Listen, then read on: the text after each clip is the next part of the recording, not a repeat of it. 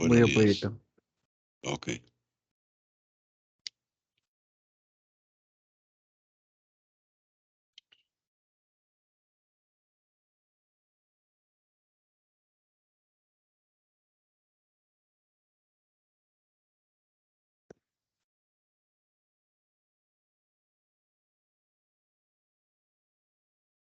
Buenos días a todos.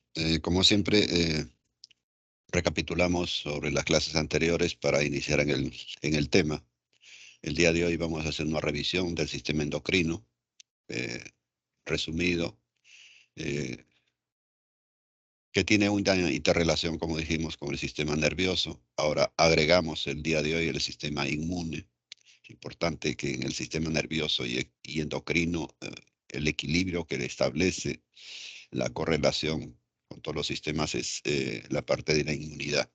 Ustedes saben, es un tema tanto de fisiología como de clínica que nos permite mantener a nuestro organismo en defensa frente a las náuseas, frente a los organismos externos, a través de mecanismos internos y a través de mecanismos externos. Tenemos también como elementos productivos las glándulas, las hormonas y los tejidos blancos, aquellos en los cuales se ejerce la acción hormonal y las acciones o interacciones de otros aparatos y sistemas.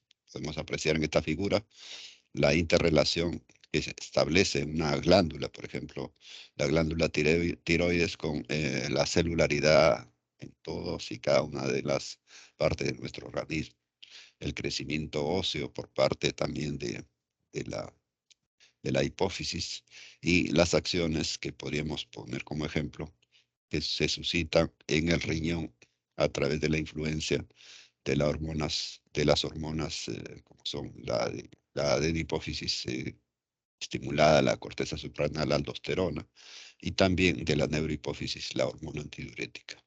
Siguiente.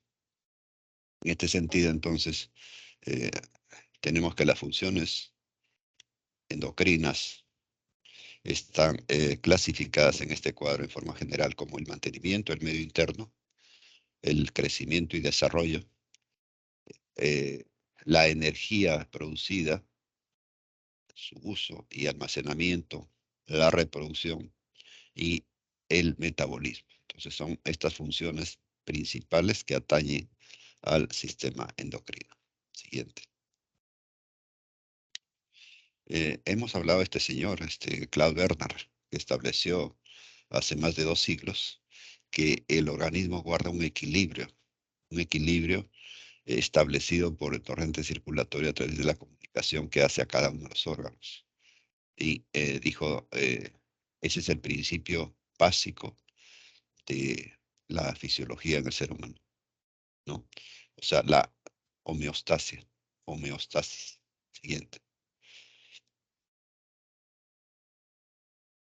Para dar un ejemplo, en acciones tenemos la acción insulínica.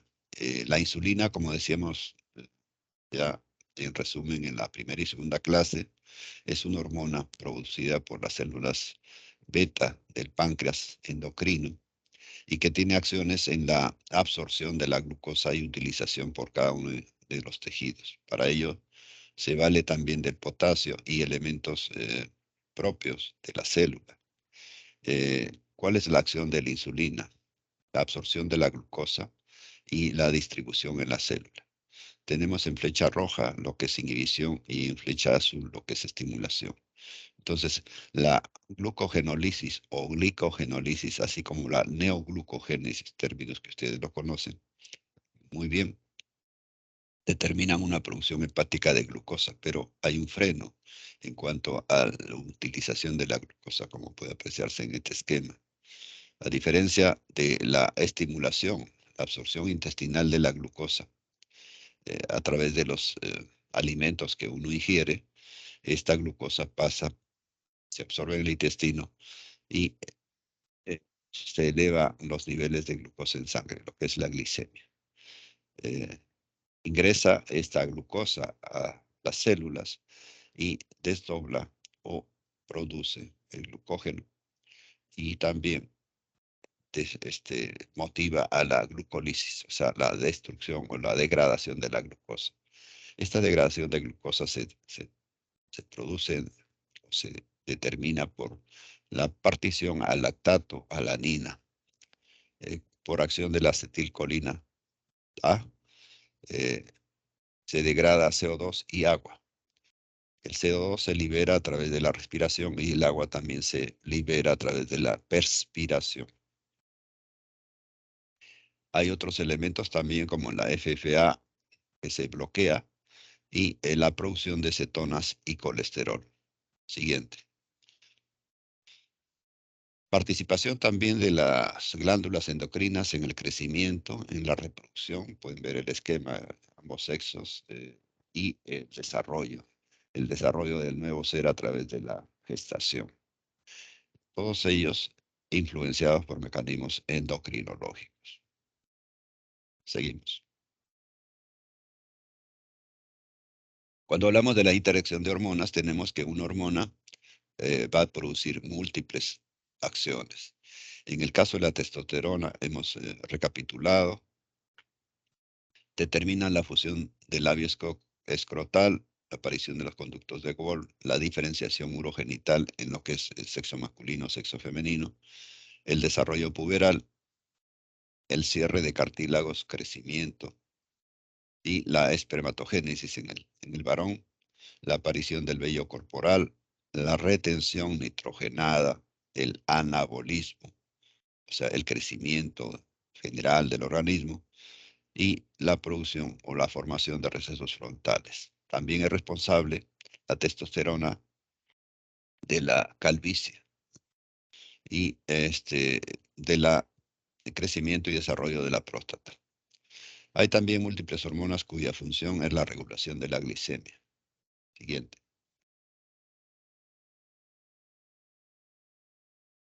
Y la regulación con la retroalimentación tiene su participación las hormonas y la forma más simple del control de regulación de una hormona es la concentración plasmática. La concentración plasmática de cada hormona está regulada en valores, en intervalos.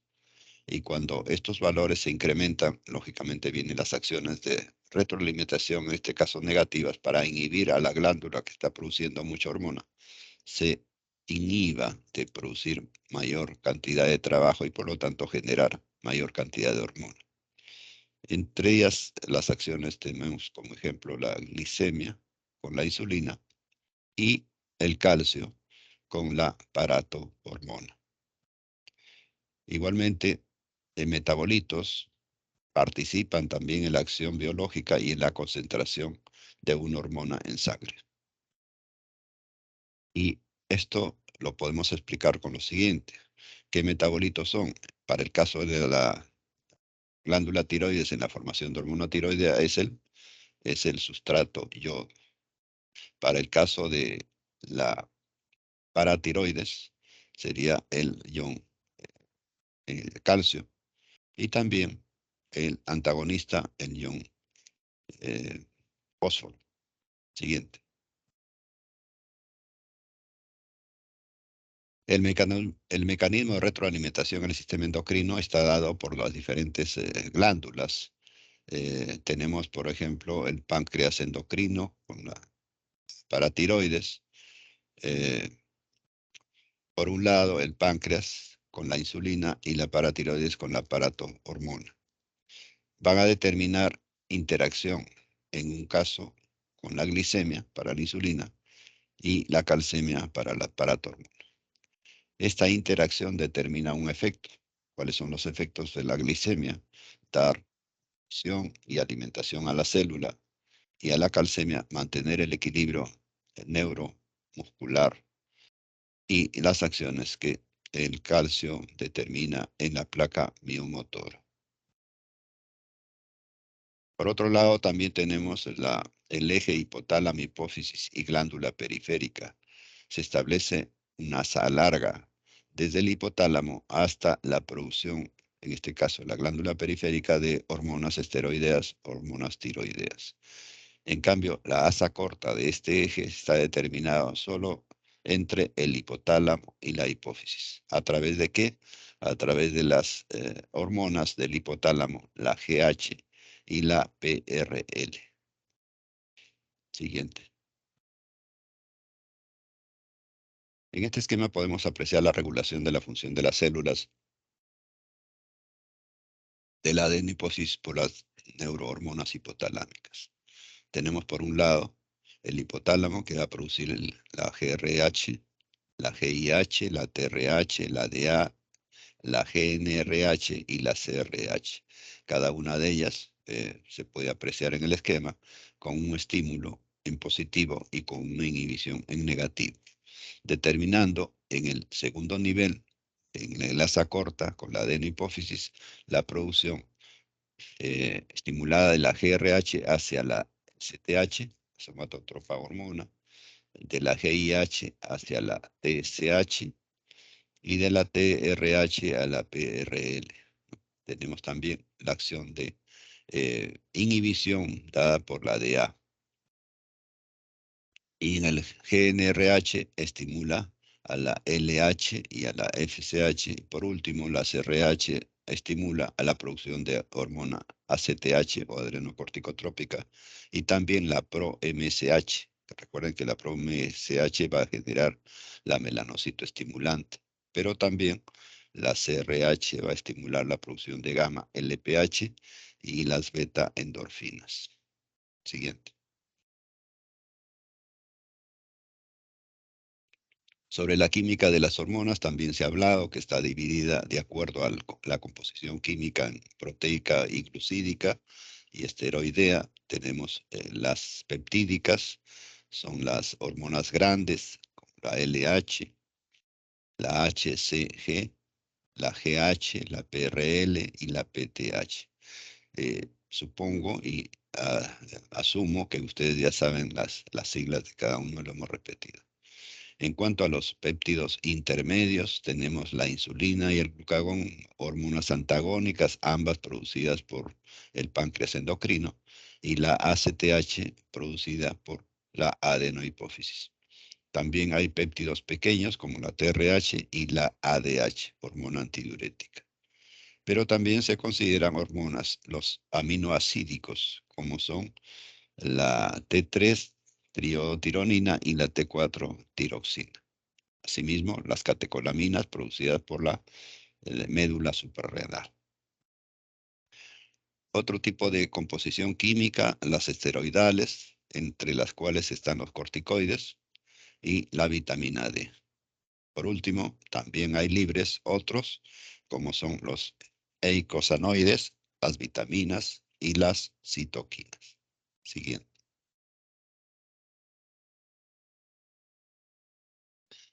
Para apreciar en este esquema las estructuras esteroidales, como es la testosterona, todas estas estructuras y hormonas esteroidales derivan del famoso ciclo peridopetano-fenantreno, que ustedes lo conocen, son 5 o 4 cubos hexagonales, 3 hexagonales y uno pentagonal, cada uno de ellos con terminales oxígeno, el CHO y el OH.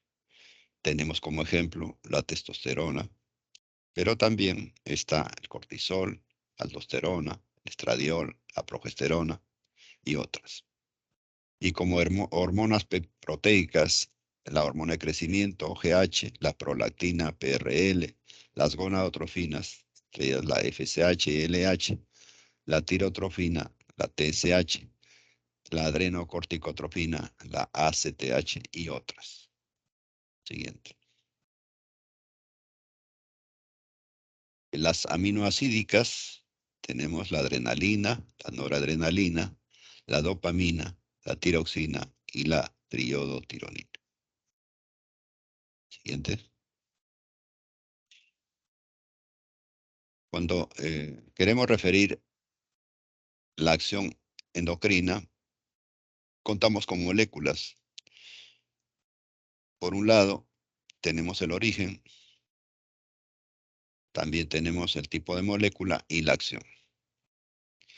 En el ejemplo de genes, el tipo de moléculas serían las proteínas o péptidos, cuya acción está sobre proteínas reguladoras. Cuando hablamos de enzimas, son variedad de enzimas las que participan. Entre ellas son los análogos de los aminoácidos, que pueden producir neurotransmisores, los esteroides, que pueden producir hormonas, los ácidos grasos igualmente pueden producir hormonas, los ecosanoides pueden producir factores paracrinos y autocrinos, y también en la parte de oncogenes tenemos productos oncogénicos, productores de neoplasias. Se dice que la neoplasia es de origen genético. Cada uno de nosotros tiene preparados cánceres en futuro, pendientes de despertar, que se producen o que se reactivan o activan cuando nuestra economía, nuestro organismo está con deficiencia de la inmunidad, deficiencia de nutrición. Entonces, para ello actúan estos elementos oncogenes en diferentes factores. En este caso, se entrecruza hacia proteínas reguladoras, hacia neurotransmisores, hacia las hormonas y también la producción de factores paracrinos y autocrinos. Está de más decir que también, aparte de estos mecanismos de control, regulación y alimentación, tenemos la dieta y la radiación ultravioleta, que proporcionan vitaminas, como en este caso la vitamina D, y que participan también no solo en producción de hormonas, sino también en la producción de factores paracrinos y autocrinos. Como pueden ver, hay una interrelación y múltiple acción de estos factores, tanto de origen genético, enzimas, así como la dieta. Siguiente.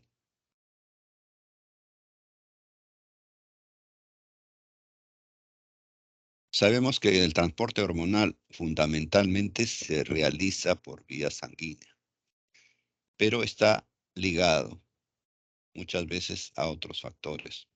También hay un transporte libre que ejerce el sistema de factores.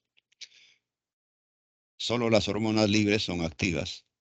Hay hormonas solubles en agua que circulan libres y hay transportadores específicos como son la TBG, la CBG, la H, la SHBG y también transportadores inespecíficos, dentro de los cuales hay elementos que ustedes conocen bien. La albúmina es una proteína, es una fracción de proteína. La transtiretina y, por último, el rol de reservorio que tienen los transportes, ¿no? En donde en el vaso sanguíneo, a través de la utilización en cada una de las células, representado en esos 6 círculos blancos y uno rojo, y el vaso sanguíneo, que va a ejercer una acción por este transporte en un tejido efector, o también llamado tejido o célula diana, o órgano diana. Siguiente.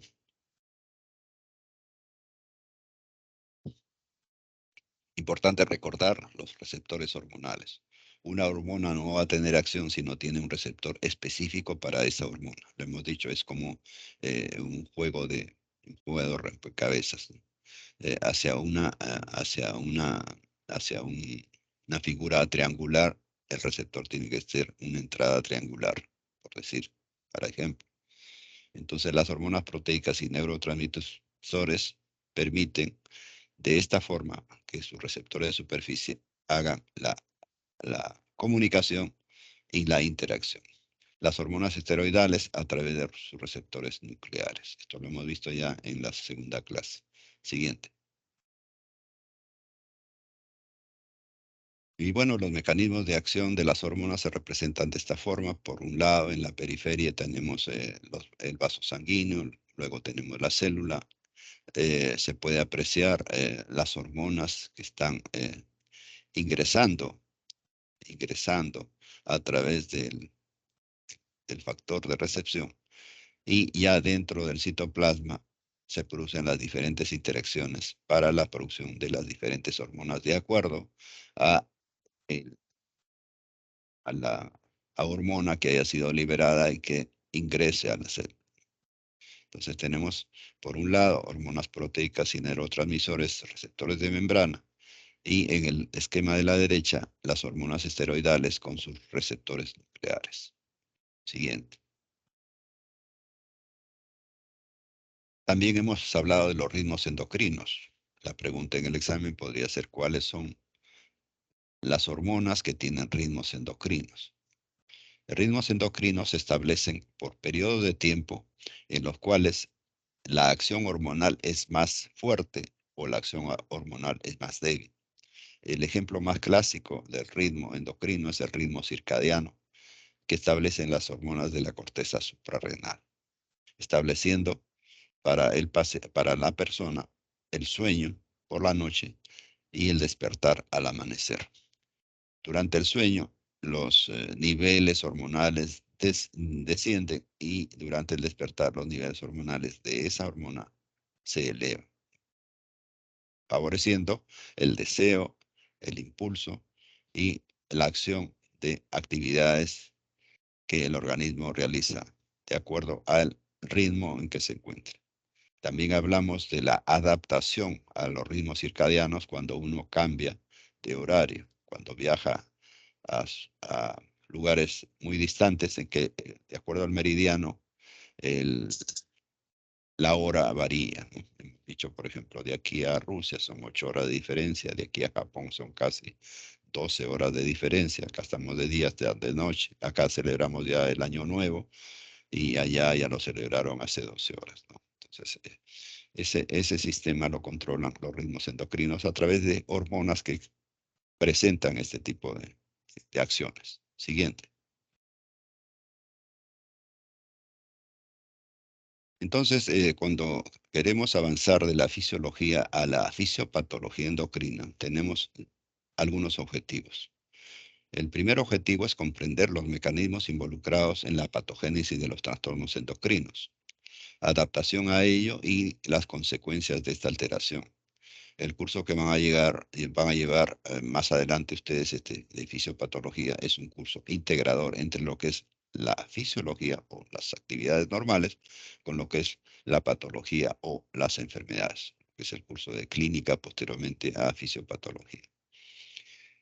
¿Cuáles son los requisitos previos que deben tener ustedes para llevar un estudio adecuado de la fisiopatología? Es importante el conocimiento de la histología y de la fisiología endocrina. Está de más decir que antes de ello, la anatomía también es importante. ¿Cuáles son los temas fundamentales que se tocan en una en una fisiopatología endocrina? Son los trastornos primarios y secundarios del sistema endocrino, los mecanismos de instalación de una enfermedad, los signos y síntomas derivados de la alteración endocrina, y también considerar los sistemas hipotalámicos, la hipófisis, las alteraciones, tanto tiroideas, el compromiso y consecuencias de hiper o hipocortisolismo, la diabetes mellitus y los trastornos óseos.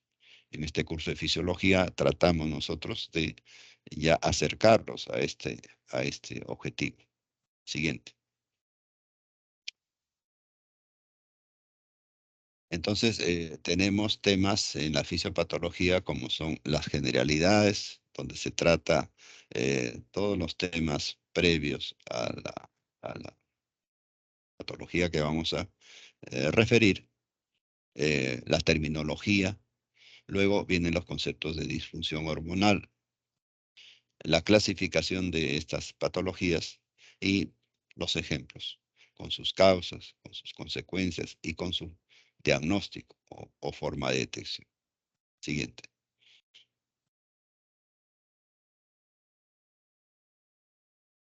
Es importante en toda patología y en todo estudio clínico la información, las estadísticas, la distribución de la información de enfermedades, por ejemplo, digestivas, a través de organismos constituidos en agrupaciones. Por ejemplo, entre 50.000 a 80.000 casos de pancreatitis aguda en Estados Unidos. Si tenemos estadísticas del extranjero, debemos fabricar también nosotros nuestras estadísticas nacionales. los estudios y la investigación en un país son importantes para referir a nivel mundial la realidad nacional y hacer comparaciones. Comparaciones que pueden establecerse por las razas, credo, religión, costumbres, hábitos nutricionales, clima, etcétera. Son muchos factores los cuales entran en juego en los estudios estadísticos. En el caso de la National Institute de Diabetes y el Digestive and Kidney Disease, que su sigla en inglés es el NIDCA, la enfermedad, por ejemplo, de Addison, se produce en 1 de cada 100.000 individuos. El síndrome de Cushing, una enfermedad glándula adrenal, aproximadamente afecta a 10 a 15 individuos por millón por año. Estos estudios son extranjeros, lógicamente, pero la pregunta que les hago a ustedes, ¿podrían hacer un estudio de porcentajes de enfermedades mencionadas en este reporte a nivel nacional? Claro que lo pueden hacer. Tienen todas las condiciones para hacerlo. Tienen laboratorios, tienen pacientes. Tal vez lo que falta es un poquito de deseo, ganas de producir trabajo científico. Y esa es la motivación de la jornada que se va a realizar, la cual yo les motivo a que participen de ello, porque una vez que se realice, van a tener ustedes un deseo de realizar no solo una, sino eh, muchos eventos con bastante ya experiencia. Continuando con estadísticas, cerca del 10% de la población tiene tipo de sistema inmune que puede llevar a la enfermedad de Graves. Sobre la enfermedad de Graves hemos hablado. La enfermedad de Graves es una enfermedad tiroidea en la cual la triada clásica, pregunta de examen, es, ¿alguien quiere decir cuál es la triada de Graves? Bueno, a partir del término de la clase voy a hacer 3 preguntas y quien responda lo exoneramos del examen de endocrino. Entonces decíamos que la enfermedad de Graves es una triada que consiste, primero, el bocio. ¿Qué es el bocio? El crecimiento de la glándula tiroides. Segundo, el exoptalmos. El exoptalmos es la protrusión ocular desencadenada por sustratos que se alojan en la retroórbita. El exoptalmos puede ser uni o bilateral, preferentemente bilateral. Y el tercer signo del Graves son la hiperfunción tiroidea. Entonces no se olviden, tenemos el exoptalmos, el bocio y la hiperfunción tiroidea. Como dice acá, es una condición que causa hiperfunción de la glándula tiroides o hipertiroidismo. Sin embargo, estadísticamente, solo 1 de cada 10 de estas personas desarrollan la enfermedad. Entonces, ¿qué quiere decir? Que hay casos subclínicos. El término subclínico quiere decir que tiene la enfermedad, pero no hay signos evidentes a simple vista de que son portadores de esta enfermedad. Siguiente.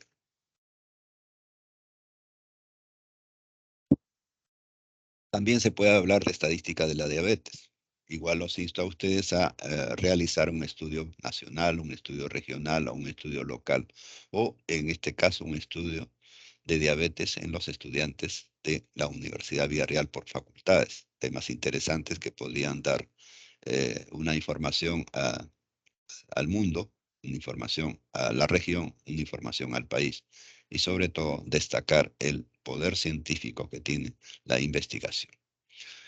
Hablando de la diabetes, afecta al 15.7 millones de personas en Estados Unidos, 90 a 95% de las cuales tienen diabetes de tipo 2.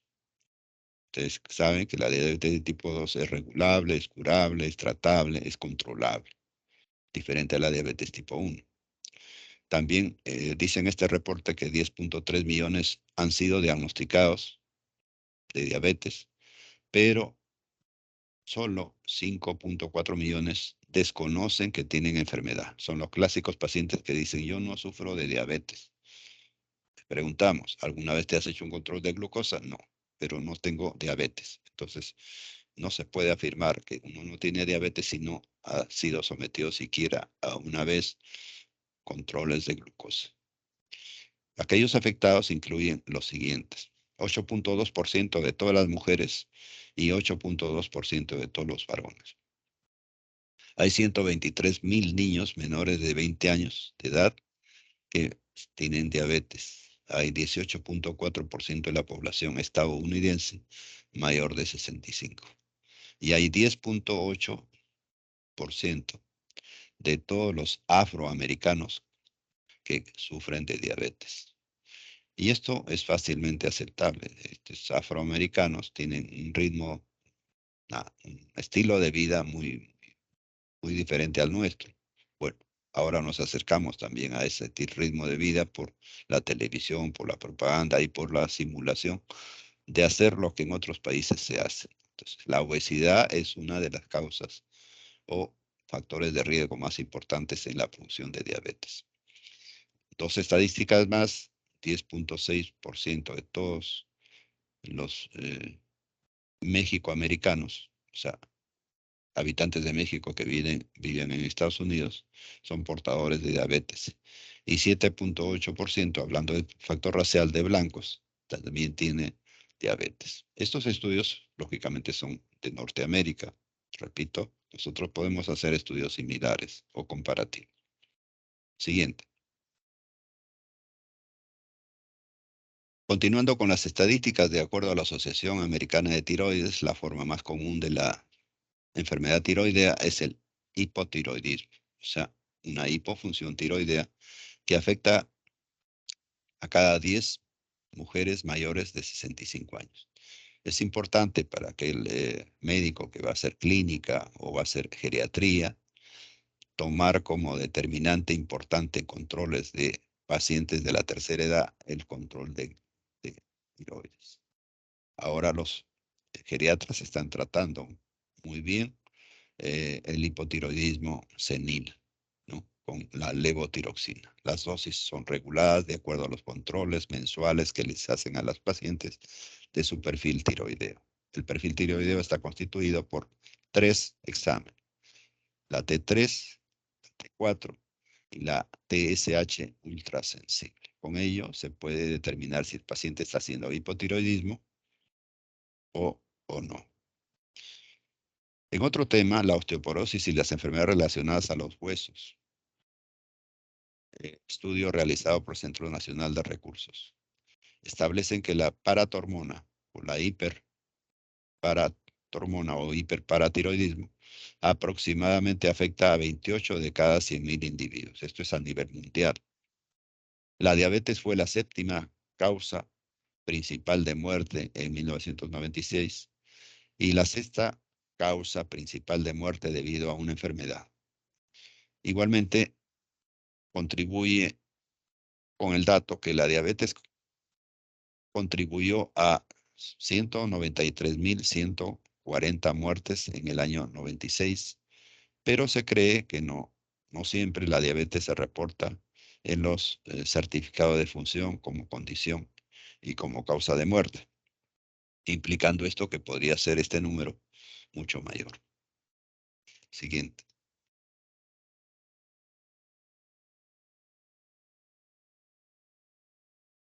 Cuando hablamos de trastornos y su clasificación, eh, la clasificación debe ser notificada según lugar de origen, pero también debemos dividirlo en trastornos primarios, propios de la glándula, propios del órgano, y trastornos secundarios cuando la causa de hiper o hipofunción o alteración de esta glándula son ocasionadas por glándulas que no son las primarias, que no son las propias, ¿no? O sea, son ocasionadas por glándulas que están fuera del entorno de la misma.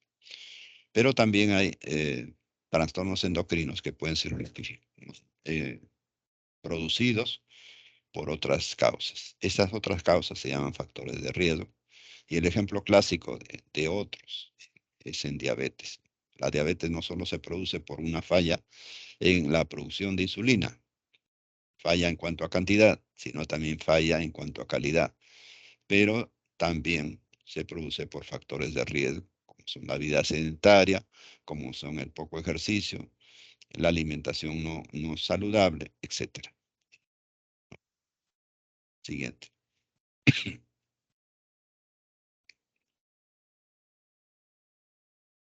Pasamos a revisar algunos temas de fisiopatología endocrina, como es el hipercortisolismo.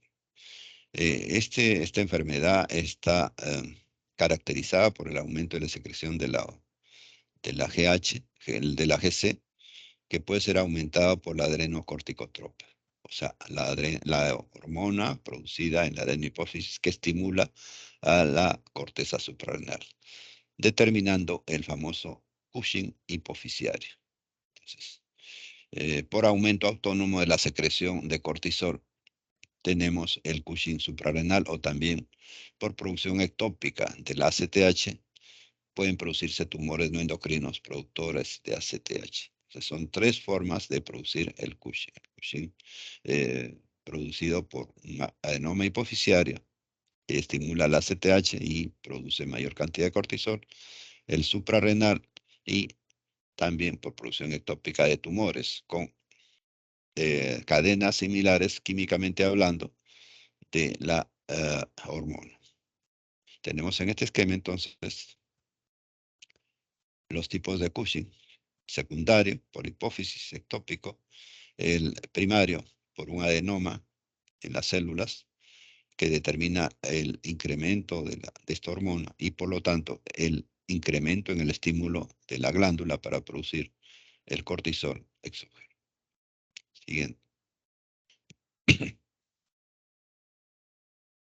Sobre trastornos hipofisiarios también se ha hablado en las clases anteriores, solo recapitulando. Los principales están determinados por el incremento o disminución de las hormonas producidas, ya sea en la adenohipófisis o secretadas por la neurohipófisis. Ya saben ustedes cuáles son.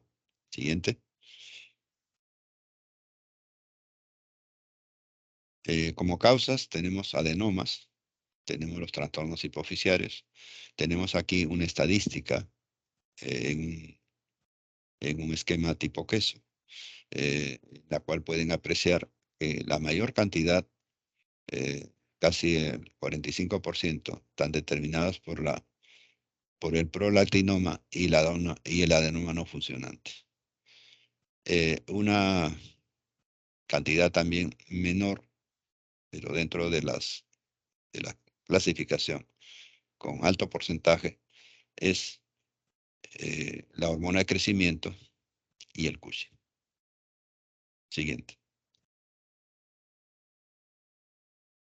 Decíamos que la inmunidad es importante para el equilibrio según Claude Bernard y según los estudios clínicos. Eh, la autoinmunidad es el mecanismo por el cual el organismo se autoprotege a través de elementos de respuesta frente a una noxa, frente a una enfermedad. Son mecanismos internos o propios, y también los mecanismos de reacción que se establecen por el enfrentamiento entre la noxa, o sea, la enfermedad, y el organismo, genera la producción de anticuerpos, que en una segunda instancia van a determinar la reacción. Eh, en cuanto a la diabetes mellitus, tenemos que los islotes de Langerhans tienen diferentes tipos celulares que secretan hormonas distintas. Cada célula expresa en producción de proteínas. Las proteínas producen reaginas o elementos de reacción, y una célula efectúa también un reconocimiento del péptido proteico de la célula beta y destruye a la célula invasora o al organismo invasor. Tanto el glucagón como la somatotrofina son producidas por células alfa y beta, pero estas no producen insulina. Entonces también es una forma de autoinmunidad. Siguiente. Acá tenemos un corte histológico y una tinción de lo que es la adenohipófisis, en la cual pueden apreciar estos núcleos y células características eh, teñidas con colorante basófilo, que nos dan el diagnóstico de células basófilas. Por otro lado, en la porción inferior, la tinción predominante es hacia el rojo o violeta por colorantes ácidos que nos dan el diagnóstico de células acidófilas. Y por última, la porción superior derecha, células que no captan ni el colorante básico ni el colorante ácido son denominadas las células cromófobas, que para el caso nuestro nos interesa conocerlas. ¿Por qué? Porque son las productoras de mayores porcentajes de tumores de la hipófisis. Siguiente. Cuando hablamos de trastornos endocrinos de la hipófisis, hemos dicho, hay trastornos primarios, el hiper o el hipo, en cuanto a la presencia de adenomas, único múltiple e hiperplasia. Y los trastornos secundarios ocasionados por órganos o glándulas que no son la hipófisis. Siguiente.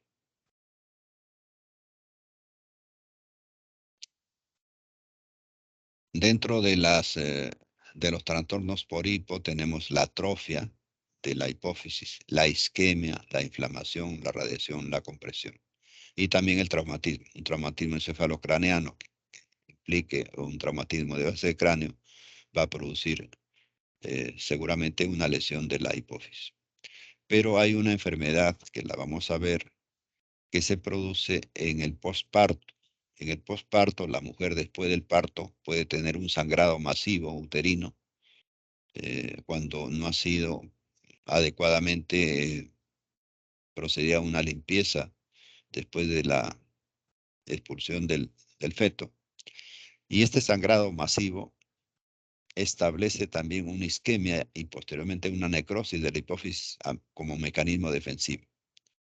Posteriormente de unos meses, esa hipófisis necrosada o esclerosada se atrofia y produce un panhipopituitarismo, o sea, una enfermedad endocrina múltiple con deficiencia de todas las hormonas que van a generar activación a la tiroides, a la corteza suprarrenal y a las gónadas.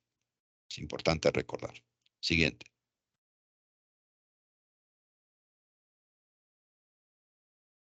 Trastornos de hiperfunción tenemos también adenomas único múltiple o hiperplasia. Característicamente la podemos poner como ejemplo tanto a nivel de la CTH, la TSH, la LH, la FSH, la prolactina y la hormona de crecimiento. Nos viene al recuerdo, en crecimiento tenemos dos patologías de hiperfunción. Una es el gigantismo, que se produce en etapa previa a la consolidación del hueso y el crecimiento longitudinal, y la otra es la acromegalia, que se produce en individuos adultos o adultos mayores, y lo cual motiva el estímulo ya no a huesos largos, sino a huesos cortos y huesos membranosos, con las sintomatología que hemos mencionado al referir a la acromegalia. Siguiente.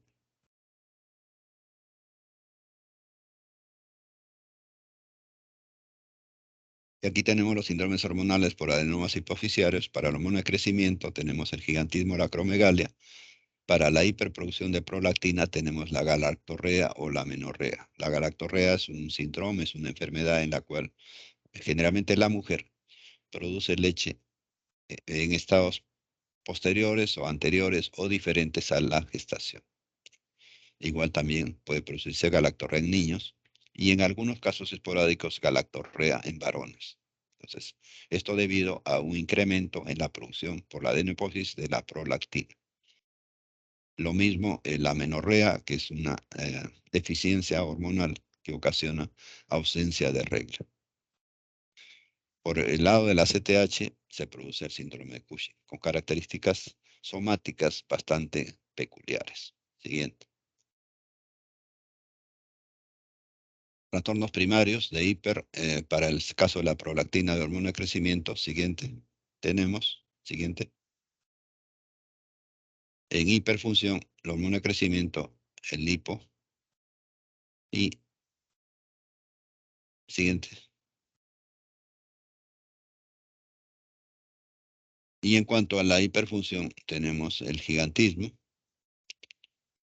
Siguiente. Y la acromegalia. Fíjense esa fotografía. ¿Alguno de ustedes puede concebir de que la persona en esas tres etapas sea la misma? Totalmente que no.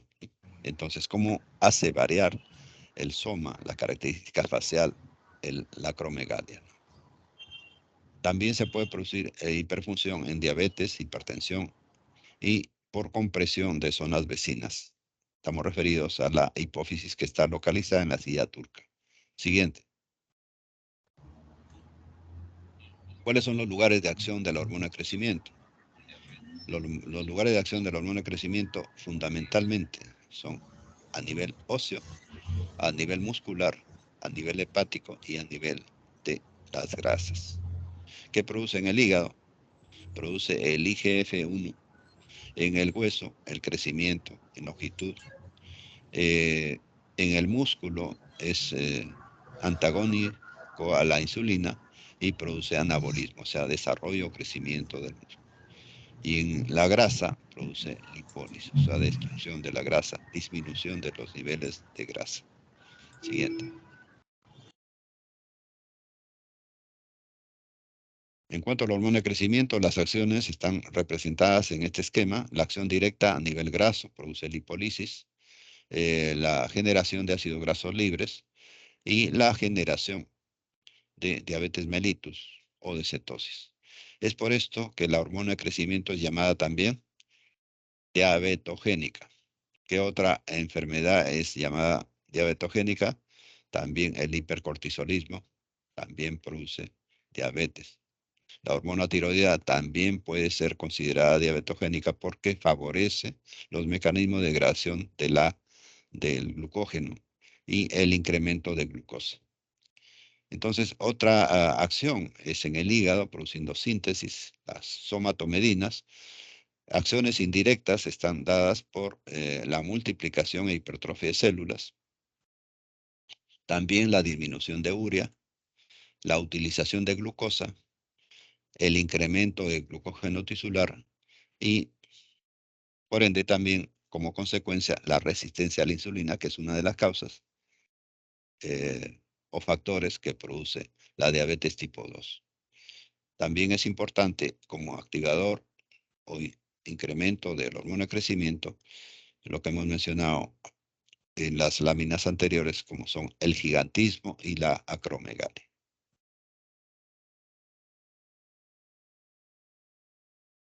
La prolactina es otra hormona también producida por la adenohipófisis, cuyos efectos de inhibición serían la amenorrea, la galactorrea, la pérdida del deseo sexual o pérdida del libido y en etapa fértil la disminución de esta fertilidad o infertilidad. Siguiente.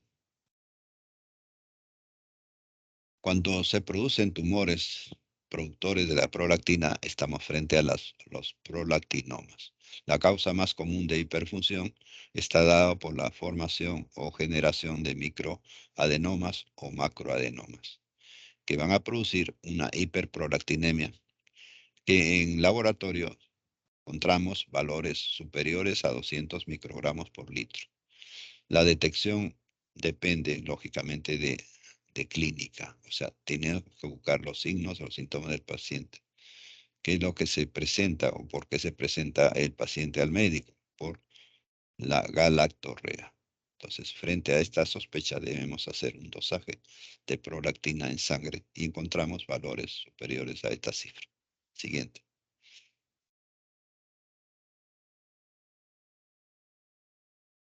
La prolactina puede también generar trastornos de hiperfunción ocasionados por adenoma, ya sea único o múltiple, o por hipoplasia. Pero también pueden haber otros factores que ocasionen trastorno, como son la alteración del hipotálamo, como son el hipotiroidismo. También puede ocasionarse por factores farmacológicos, la administración de hormonas o sustancias que antagonicen o hiperestimulen la formación de prolactina. También se puede presentar en enfermedades renales o enfermedades torácicas. por lo cual se plantea en estos casos la cirugía de los tumores a nivel torácico. Siguiente.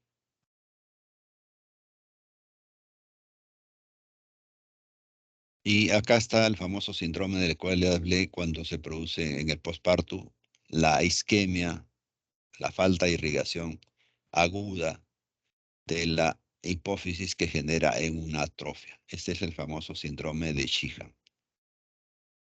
Trastornos masivos en las cuales se produce isquemia, se puede producir también postraumatismo e inflamación, pero la causa más importante, estadísticamente hablando, es posparto. Las consecuencias son la hipogalactia y también el panhipopituitarismo. Se afecta, por lo tanto, si se destruye la hipófisis, se afecta, por lo tanto, la producción de todas las hormonas adeno-hipofisiarias y, por ende, el compromiso de las glándulas en segundo nivel, como son la tiroides, como son eh, el páncreas endocrino, como son las gónadas. Siguiente.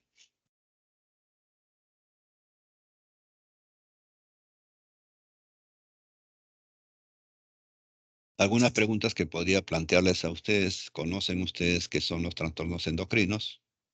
¿Conocen ustedes las diferencias entre trastorno primario y secundario? ¿Qué glándulas tienen reserva funcional alta? Indiquen las causas más comunes de hipopituitarismo. Señalen las consecuencias del déficit de hidratos de carbono en el niño. Son preguntas tiradas, como dicen, al aire para que ustedes las respondan. Siguiente. No sé si estamos todavía en tiempo para que vayan a su práctica. La siguiente clase que vamos a hacer es bastante corta. Lo presento, doctor. Sí, por favor. Yep.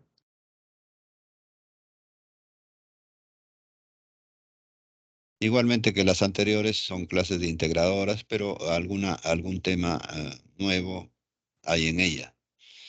Eh, Aquí vamos a hacer una recapitulación. Acabamos de hablar de fisiopatología del sistema endocrino. Quiero que en fisiología ustedes lleven la mayor cantidad de datos que van a ser necesarios en la parte clínica cuando lleven los cursos correspondientes.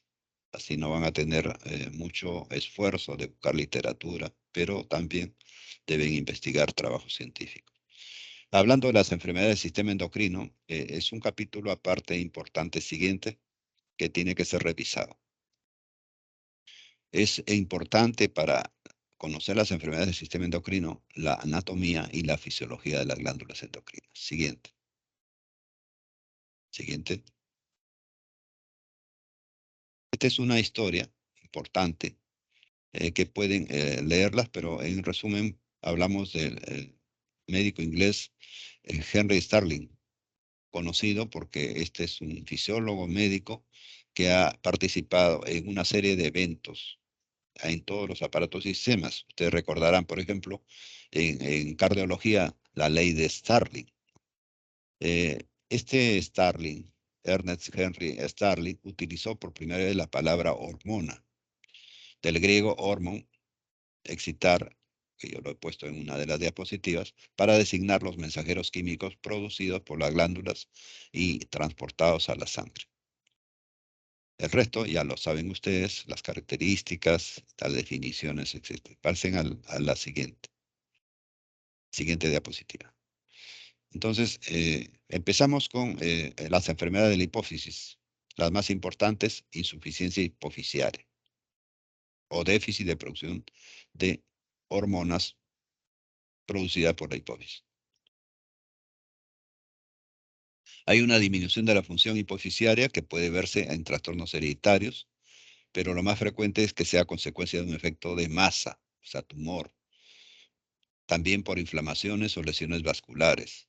Tenemos entre ellas la hiperprolactinemia, el síndrome de hipersecreción hipofisiaria más frecuente, ojo, tanto en varones como en mujeres. Lógicamente hemos dicho que en varones es menos frecuente que en mujeres. Los adenomas hipofisiarios secretores de la PRL, estimulante, la prolactinomas, que acabamos de ver, son la causa más frecuente. También enfermedad de la hipófisis, la acromegalia, la diabetes insípida, los tumores hipoficiarios y la enfermedad de Cushing. Vayan ustedes agrupando por glándula. Siguiente. La acromegalia hemos hablado que es una enfermedad producida por estímulo de la hipófisis en etapas posteriores al desarrollo, o sea, en edad adulta, producida por incremento de la hormona de crecimiento. Las causas, la principal es la presencia de un adenoma hipoficiario que conlleva un incremento de secreción de la hormona de crecimiento. ¿Cuál es este tumor? Generalmente son producidas por adenomas cromófobos. Entonces, comparativamente ven ustedes la mano antes de la acromegalia del paciente comparativa con la mano posterior a la acromegalia. Indicando esto, lo que hemos mencionado, el estímulo de crecimiento ya no del hueso largo, sino de los huesos, en este caso, cortos. Crecen las manos, crecen los pies. Son los pacientes que les digo que cada semana tienen que cambiar de número.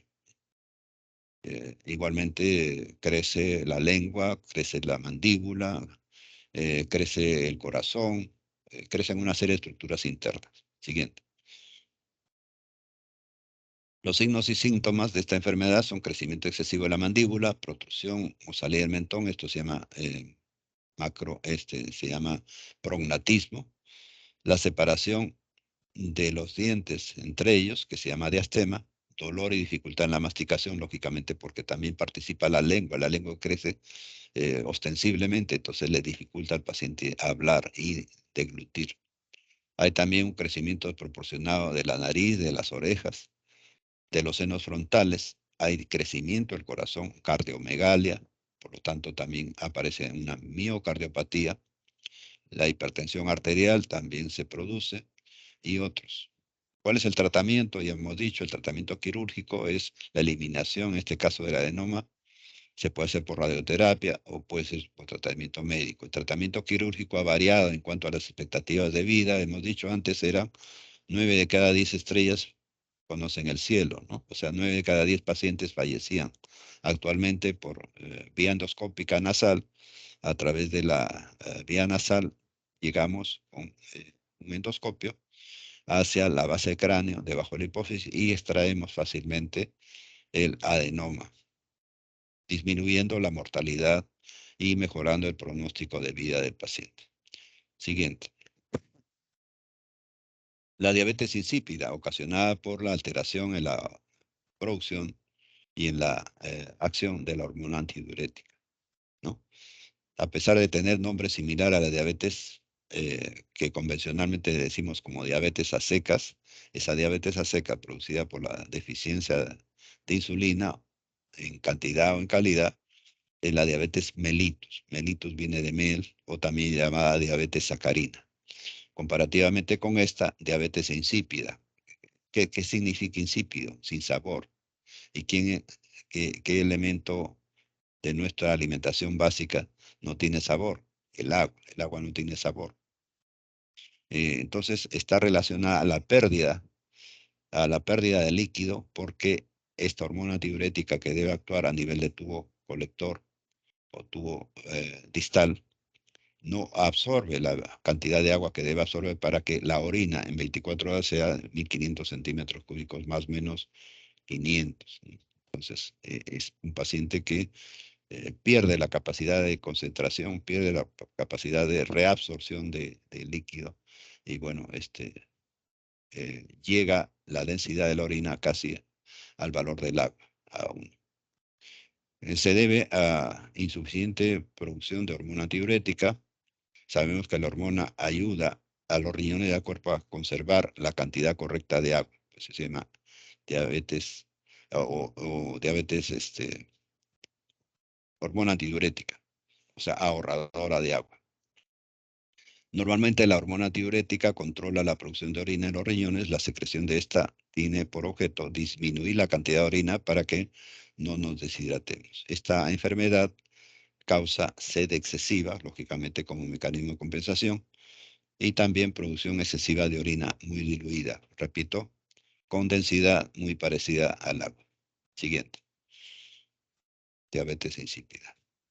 La enfermedad se caracteriza en grupos: diabetes insípida central, este es importante que lo recuerden, cuando la producción o secreción insuficiente de hormona diurética puede ser resultado de un daño en la glándula pituitaria causada por traumatismos cráneoencefálicos, también por tumores, trastornos hereditarios, fármacos, entre ellos el alcohol, la clorpromacina, la fenitoína. Para el efecto del alcohol, saben ustedes que el alcohol, después del segundo o tercer vaso, todas las personas, sean varones o mujeres, tienen deseo de miccionar porque es un diurético potente. Infecciones también como causas y trastornos vasculares, pero tenemos un 25 a 30% que son de causa desconocida. El término de causa desconocida se llama idiopática, causa desconocida. La diabetes insípida nefrogénica también puede ser producida por la falta de respuesta de los riñones a los niveles normales de hormona diurética. Acá falta entonces el receptor, falla del receptor. Son causa y pueden ser drogas, como son el litio, pacientes psiquiátricos que usan el litio, usan la demeclociclina, o las enfermedades crónicas renales, como son las enfermedades de células falciformes y la enfermedad poliquística del riñón, pueden producir también en algún momento diabetes insípida de tipo nefrógeno. Entonces, resumen: diabetes insípida central y diabetes insípida nefrógena. Siguiente. ¿Cuáles son los síntomas? Polidipsia. Polidipsia es el deseo de ingerir agua frecuentemente. La poliuria es el aumento de la frecuencia del ritmo urinario. La deshidratación, producida lógicamente por la pérdida de líquido, y la hemoconcentración.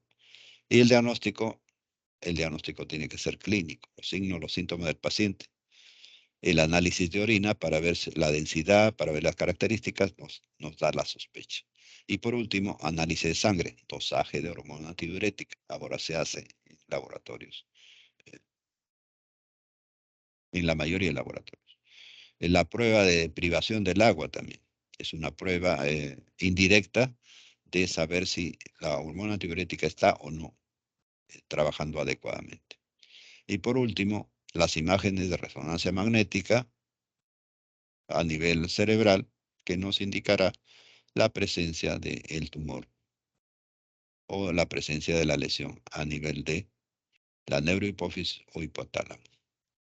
El tratamiento tendrá que ser de acuerdo a la causa hormonal. En este caso, eh, farmacológica. Siguiente.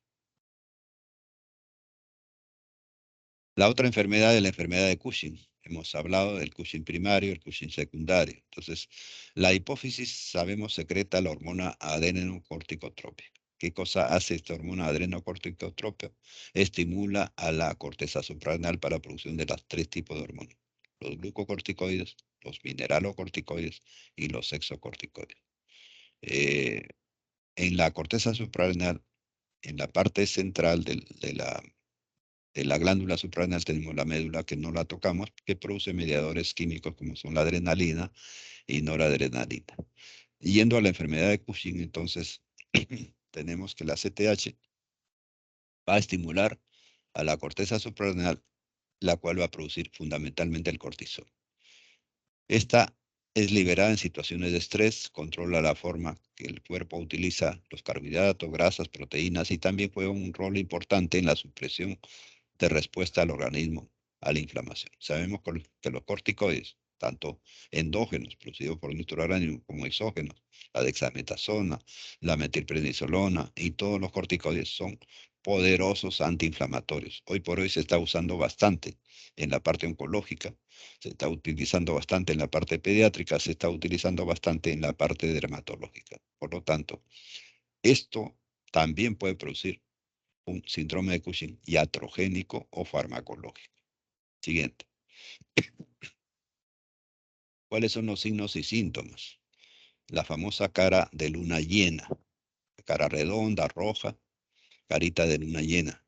La joroba de búfalo, acumulación de grasa en la parte posterior del cuello. La obesidad central con el abdomen protuyente y las extremidades delgadas, el aumento de peso, la debilidad y el dolor de espalda. Algún médico, amigo y profesor mío, decía en son de chiste, como para que recuerden las fases del Cushing. Decían, tenía cuerpo de chancho, cabeza de chancho, cuerpo de chancho y piernas de pajarito. Entonces, esto es lo que se resume de estos signos y síntomas. Siguiente. ¿Cuál es el diagnóstico? El diagnóstico, empecemos siempre a decir, es por los signos y síntomas, la parte clínica. Y desde el punto de vista ya efectivo, los análisis, niveles de ACTH sérico y la resonancia magnética craneana que muestra el tumor. El tratamiento sería para el Cushing la extirpación quirúrgica del tumor pituitario cuando es el Cushing primario, o sea, el Cushing ocasionado por el tumor a nivel cerebral. Extirpación tumor pituitario también puede ser medicamentoso con inhibidores de la síntesis de cortisol o la CRH. Las complicaciones de esta enfermedad, por fisiología, sabemos que produce hipertensión arterial, diabetes, infecciones, fracturas por compresión, cálculos renales y psicosis.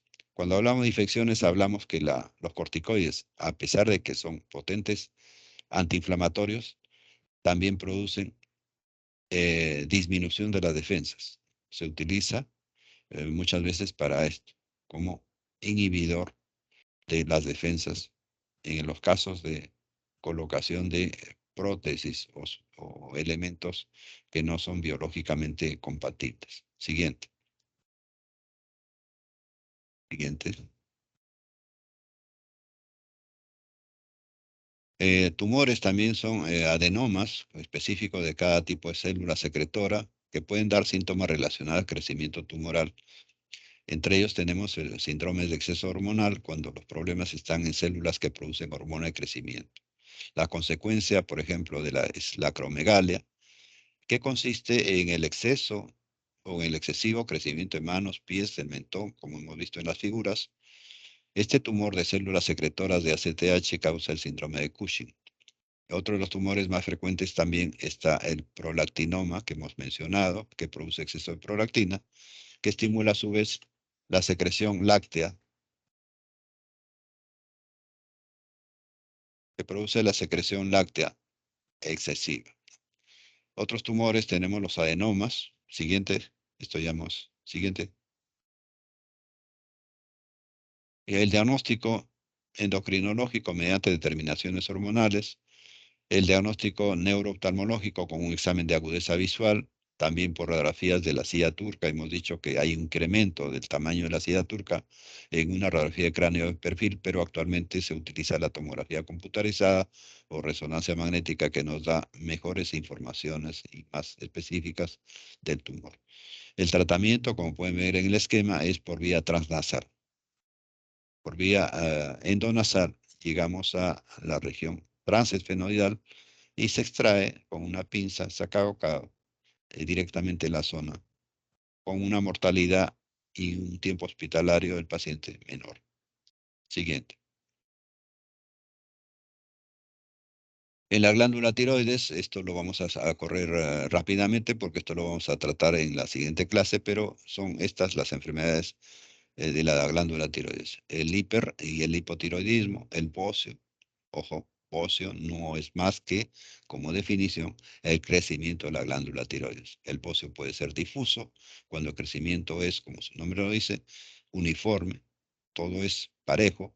Si ustedes tienen un saquito pequeño, lo llenan de arena, cierran los ojos y palpan ese saquito, así es el bocio difuso. En cambio, el bocio nodular cambian en la arena por pedacitos de papitas chiquitas o estructuras nodulares, tienen el bocio nodular. El bocio difuso es más reciente y el bocio nodular es más crónico. La enfermedad de Basedow o de Graves-Basedow, que ya le hemos dicho, la triada. La tiroiditis, que es un proceso inflamatorio. Hay tres fases: la fase aguda, la fase subaguda, la fase crónica. La más frecuente es la famosa tiroiditis, estudiada por el médico japonés Hashimoto. Hashimoto clasificó la tiroiditis y estableció su tratamiento. Igualmente puede haber atrofia de tiroides, que se produce en la senectud, en la tercera edad. Por eso que los geriatras deben tener dentro de sus baterías de exámenes el perfil tiroideo, dosaje T3, T4, TSH ultrasensible. La tirotoxicosis es un estado grave de hiperfunción tiroidea en la cual se libera gran cantidad de hormona tiroidea y ocasiona pues toxicidad en el sistema cardiovascular con elevación de la presión, elevación de la frecuencia cardíaca, llegan a una taquicardia, llegan a una arritmia, etcétera. Entonces, hay una toxicidad del organismo en cuanto a la hiperfunción. El tratamiento es, aparte de antitiroideos, el tratamiento puede ser también quirúrgico. La extracción de toda la glándula y pasar al paciente de hiperfunción a hipofunción. Pensando esta hipofunción por ausencia de producción de hormona tiroidea con hormona tiroidea exógena que es la levotiroxina. Y por último, en tiroides tenemos los tumores que vamos a clasificar en la clase como tumores eh, de origen diferenciado y no diferenciado. Siguiente.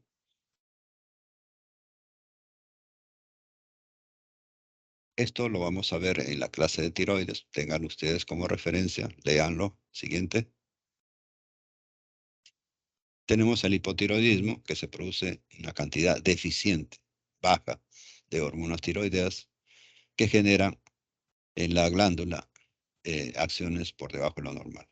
Las causas son la falta de yodo. Acuérdense, el yodo es el sustrato importante, fundamental para producir la hormona tiroidea. En áreas del mundo donde existe deficiencia de yodo en la dieta, se van a producir tiroiditis o pueden producirse hipotiroidismo. El hipotiroidismo puede ser tratado también con hormonas tiroideas, pero puede realizarse en algunos casos por tumores hipotiroideos, la tiroidectomía.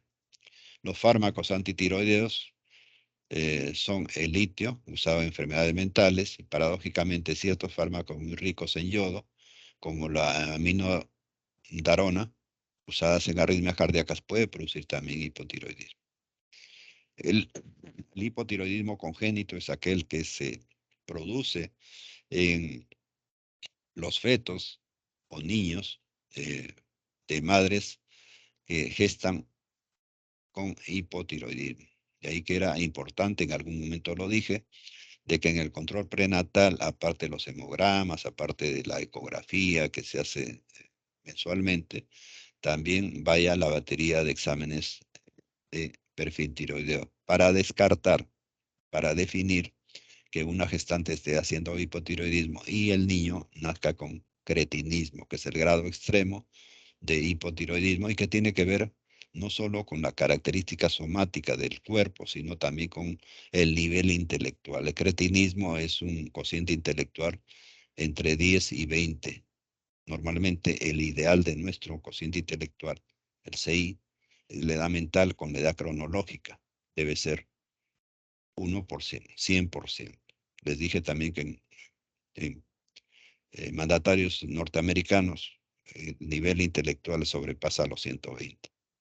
Las causas congénitas también son motivadas en el hipotiroidismo en los niños nacidos sin glándula tiroides. Acuérdense que cuando hablemos de la glándula tiroides, diremos que la glándula tiroides se inicia embriológicamente en el foramen secum. ¿Dónde está el foramen secum? En la base de la lengua. Y a través de un conducto que se llama el conducto tirogloso, migra antes del nacimiento a localizarse en la región anterior del cuello, delante del cartílago que lleva su nombre, delante del cartílago tiroideo o laringe. Cuando esta glándula queda atrapada, se atrofia lógicamente y produce el hipotiroidismo congénito. Es importante entonces que el pediatra examine bien la boca y determine si hay o no un tumor. Cuando hay un tumor y sea operado, ese tumor tiene que pasar a patología para que se haga el diagnóstico. Siendo el diagnóstico tiroides, por lógica, el cirujano pediatra avisará a la familia y el endocrinólogo dará de por vida hormona tiroidea porque no tiene glándula, ha sido extraída como un tumor en una localización diferente a la anatómica. Siguiente. ¿Cuáles son los signos y síntomas del hipotiroidismo? En el caso de leve, puede no haber síntomas. Hay una condición subclínica que no se nota. De repente algunos familiares que viven constantemente con el paciente notan alguna lentitud, algunas enfermedades empeoran, generalmente relacionan a una disminución del metabolismo corporal. Son pacientes que dicen, doctor, yo como poco, pero sigo engordando. Tengo mucho frío, mi piel está fría y además la siento acartonada. Hay síntomas de cansancio, debilidad, intolerancia al frío. También el estreñimiento es uno de los síntomas clásicos del hipotiroidismo. Y otros síntomas son las somnolencias, ¿no? Son los alumnos que se duermen en la clase o que se duermen en cualquier parte, las personas que aumentan de peso, la pérdida de pelo, la depresión, los aumentos de niveles en colesterol, también es característico en hipotiroidismo.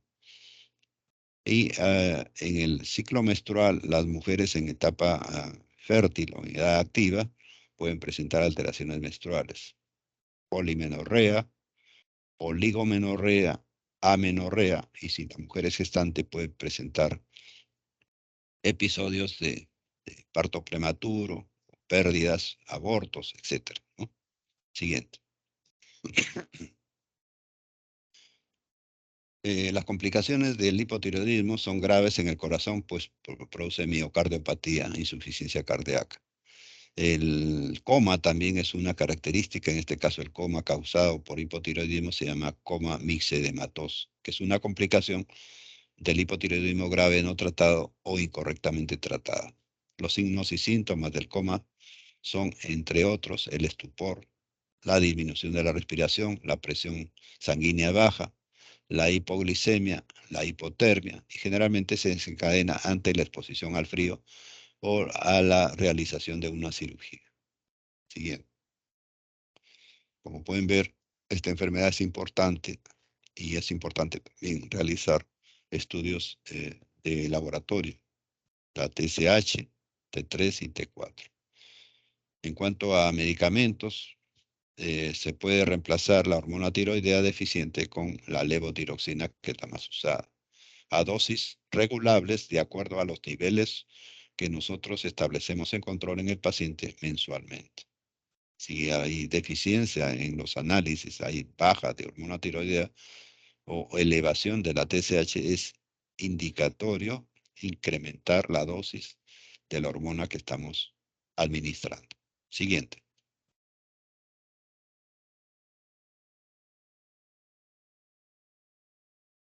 De la tirotoxicosis del hipertiroidismo hemos hablado, que es un efecto bastante intenso de hiperfunción tiroidea, y dentro de las causas, la más frecuente es la enfermedad de Graves-Bassett, con la triada que hemos mencionado. Puede ser causa inmunitaria que cursa con aumento difuso de la glándula. Síntomas extratiroideos como son la alteración oftálmica o la oftalmopatía, lo que se llama el exoptalmos. Las dérmicas también puede presentar mixedema pretibial. ¿Qué es el mixedema pretibial? Es el engrosamiento en la región por delante de la tibia a manera de acartonado, ¿no? Una piel seca, una piel bastante gruesa. Siguiente. Otras causas, tenemos el bocio multinodular hiperfuncionante, el adenoma tóxico, la tiroiditis subaguda linfocitaria con tirotoxicosis, y también hay causas iatrogénicas. Cuando administramos nosotros exagerada cantidad de hormona tiroidea. También hay un estadio que es el estruma ovari o metástasis de carcinoma tiroidea.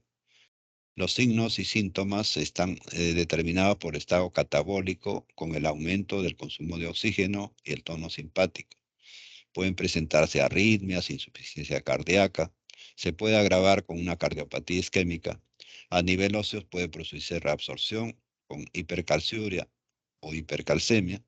A nivel cutáneo puede haber escozor, prurito, mixedema, acropatías, alopecia.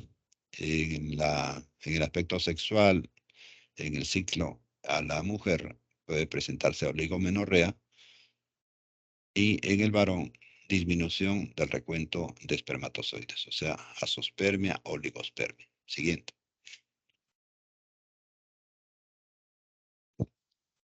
El bocio, hemos dicho, el crecimiento de la glándula tiroides en forma difusa o localizada, generalmente cuando la glándula es incapaz de producir insuficiente cantidad de hormona tiroidea. La glándula tiroides se agranda para compensar esta situación, con lo cual genera que haya una fibrosis de los folículos y después una atrofia. La generación de nódulos en forma progresiva y crónica genera los tumores tiroideos. Este bocio puede clasificarse, como les dije, en bocio difuso y bocio nodular, pero también hay una clasificación de acuerdo a la cantidad de población afectada de este crecimiento exagerado de la glándula, llamado así el bocio endémico.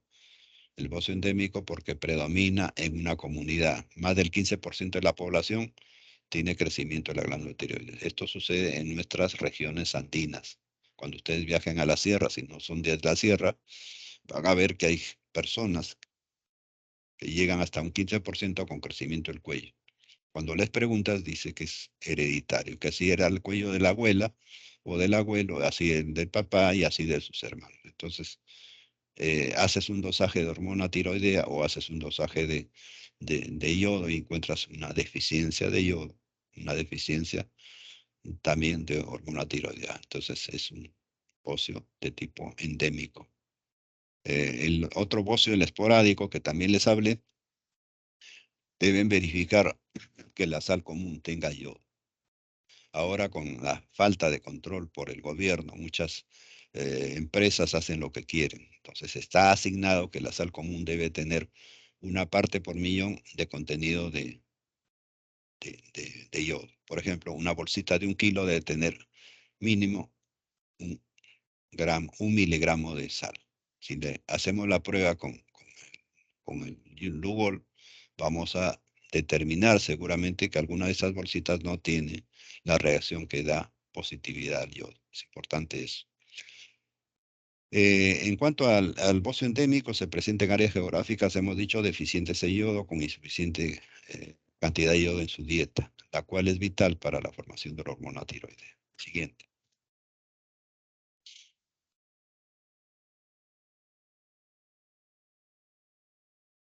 Sobre el bocio difuso y un multinodular también les he hablado. Esa representación gráfica, sencilla, de comparar una bolsita llena de arena y una bolsita con estructuras nodulares, es lo que los puede diferenciar en un bocio difuso, que es temprano, y un bocio multinodular, que es tardío. El bocio multinodular generalmente va hacia el cáncer nodular, cáncer tiroideo, que vamos a verlo en detalle en la clase de glándula tiroides. Siguiente. Complicaciones. Cuando el bocio es de gran tamaño, puede comprimir la tráquea, entonces hay insuficiencia respiratoria. Puede también descender el bocio hacia la región preesternal, ocasionando pues una compresión severa, que hace necesario eh, retirar la glándula y hace lógicamente complicada la cirugía. Estos bocios que se introducen en el tórax se llaman bocios mediastínicos o torácicos, que dan sintomatología de compresión severa, ¿no? Y muchos de esos casos tenemos que operarlo los cirujanos de cabeza y cuello en conjunto con los cirujanos de tórax, que nos corten o abran el manubrio external para poder abordar. Con una hiperextensión cervical forzada del paciente podemos nosotros sacar un bocio intratorácico a través de la incisión que hacemos en la región anterior del cuello, por encima ligeramente de la escotadura external. Las complicaciones, hemos dicho, la compresión de la tráquea, dificultad respiratoria y también dificultad en la deglución. Siguiente. Acá tenemos una figura con un bocio gigante. Eh, Podría atreverme a decir que es un bocio difuso, no veo nodulaciones, pero a la palpación sería la comprobación, ¿no? Siguiente. Procedimientos diagnósticos, repito, la determinación de los niveles séricos de hormonas tiroideas T3, T4 y TSH ultrasensible. Igualmente se puede utilizar la gamografía o captación de gamma de tiroides, la ecografía para ver la presencia de la nodulación, las características, tamaño, y si es o no quística, y hoy por hoy, el golden es o sea, la prueba de oro es la PAP. En inglés, punción, aspiración, aguja fina, con la posibilidad de determinar en la punción, extraer un tejido y ver si hay o no células neoplásicas que determinen la posibilidad de un cáncer de tiroides. Siguiente. Esta es una gamografía.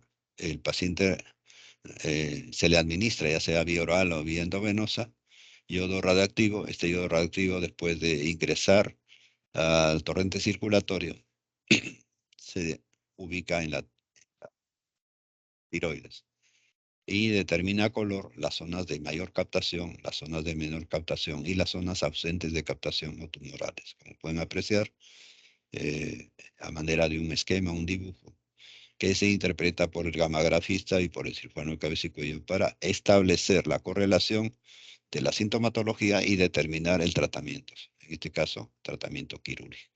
Acá podemos ver un bocio sumergido, un bocio que, si ven ustedes esas líneas paralelas ligeramente oblicuas hacia abajo, son las clavículas. Entonces están por debajo de la clavícula, por lógica está casi la mitad de la glándula sumergida en el tórax.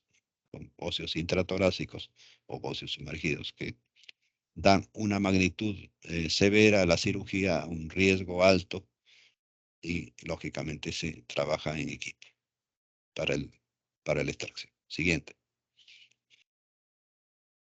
La ecografía es el método no invasivo, la ecografía que ustedes conocen, a través de la cual se grafica en las láminas del ecógrafo la presencia de, en este caso, un nódulo tiroideo de gran tamaño que nos permite proponer al paciente una cirugía. Siguiente.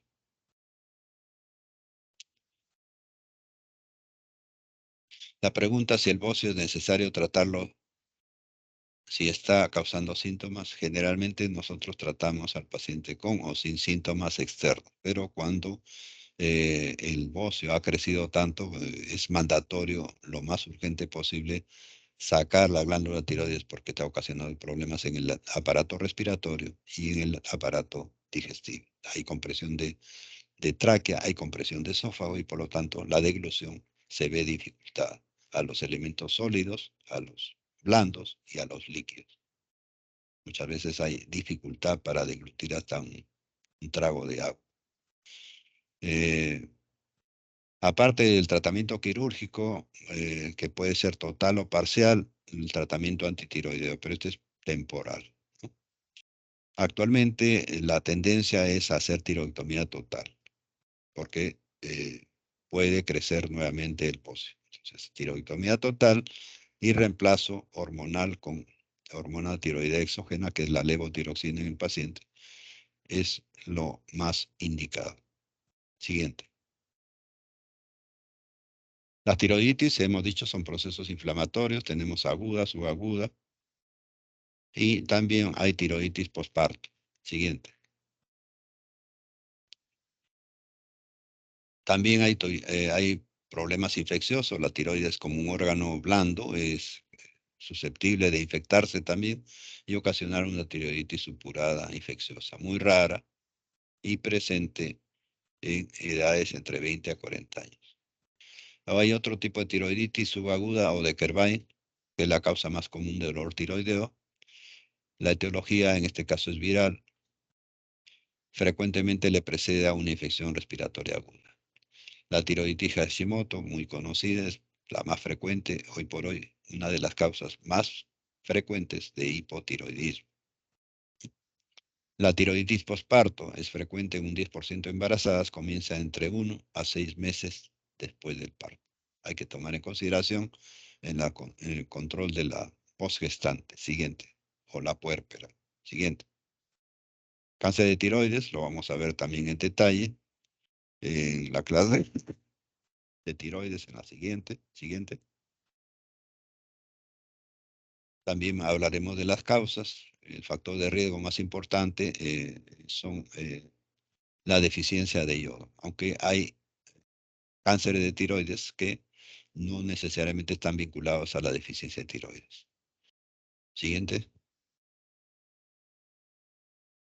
Esto lo leen solamente porque vamos a dar en detalle en la clase de tiroides. Siguiente. Las enfermedades paratiroides, revisamos así ligeramente. Siguiente. Sabemos que la hormona paratiroidea se produce en la glándula paratiroides, que está localizada en los polos tanto superior como inferior de la glándula, pero en la región posterior. Produce la paratormona y la calcitonina. Calcitonina también produce la hormona tiroidea. Esta se llama tirocalcitonina para diferenciarla de la calcitonina. Tanto la PTH como la calcitonina son hormonas antagonistas. Una favorece la absorción del calcio y la otra favorece la reabsorción o degradación de. Y sabemos que el calcio o la paratormona favorece el equilibrio entre estos dos iones, el calcio y el fósforo. También indirectamente el magnesio en sangre y en el hueso. Siguiente. En el hiperparatiroidismo hay exagerada o excesiva producción de hormona paratiroidea por parte de las glándulas paratiroides, y esto va a ocasionar el hipertiroidismo primario, que es una producción excesiva de la hormona paratiroidea y que causa un aumento de volumen de las glándulas paratiroides. Tratamiento es tratamiento quirúrgico. El hiperparatiroidismo secundario, cuando los niveles de calcio son demasiado bajos y se presenta falta de respuesta al incremento de la producción de hormona tiroidea por el organismo. Este incremento hace que se tome más calcio del hueso y que los intestinos del riñón absorban también más calcio. Entonces hay necesidad del calcio en sangre, por lo tanto, se toma de los órganos de reserva. Esto ocasiona deterioro en estas estructuras, fundamentalmente el hueso, lo descalcifica y esta patología en pacientes de edad avanzada ocasiona pues las fracturas patológicas. Viene la abuelita, después de una visita, viene de provincia, tú le das un abrazo fuerte y le quiebra las costillas, le quiebra la columna. Resultado radiológico informa fracturas patológicas. Hay que investigar dosaje de calcio y fósforo en sangre y también investigar la aparato. Encontramos en ese resultado que hay una hiperproducción de hormonas paratiroideas. Tratamiento entonces es el tratamiento quirúrgico. Hay que sacar esas glándulas paratiroides, incluso ocasionar una ausencia de paratormona temporal que será suplida con gluconato de calcio o una bomba de calcio permanente por unos 7 a 10 días, pero el cuadro mejora. Siguiente. ¿Cuáles son las complicaciones del hiperparatiroidismo? El daño esquelético, lo hemos dicho, hay reabsorción ósea a todo nivel para compensar los niveles bajos de calcio en sangre. Infección del tracto urinario también es frecuente, muchas veces el diagnóstico por el urólogo, pacientes con cálculos renales, cálculos urinarios. Ahora ya los urólogos saben que tienen que hacer una determinación de la paratormona en sangre. Y son ellos los que nos proporcionan muchas veces los pacientes para operarlos de hiperparatiroidismo por un adenoma de la paratiroides. También puede producirse como complicaciones la enfermedad ulceropéptica y la pancreatitis. También la pseudogota. Siguiente. Entonces, esta enfermedad contraria, que es el hipoparatiroidismo, en ella hay una deficiencia de la hormona paratiroidea que ocasiona niveles anormales de calcio y fósforo en sangre. La causa más común del hipoparatiroidismo es la lesión de las glándulas paratiroides durante una cirugía de cabeza y cuello. Entonces, las preguntas aquí son, ¿qué? Y esto, el que pueda responderla, levanta la mano, y el que no, bueno. En un En una intervención quirúrgica de glándula tiroides, ¿cuál creen ustedes son los elementos? ¿Cuáles son los elementos a preservar, a cuidar? Más importantes. ¿Alguien quiere responder? Jeremy, ¿hay alguien levantando la mano? ¿Cuáles son los elementos que debe preservarse o cuidarse en una cirugía de tiroides? Doctor, sí, hay una compañera. María. ¿María qué? María Vargas. María Vargas. A ver, por favor, que muestre cámara y que dé la respuesta. ¿Cuáles son los elementos más importantes que debe preservarse? Y esto es para un 20 en endocrino. Doctor, buenos Ah, días. Prende tu sí, cámara, por adelante, favor. por favor.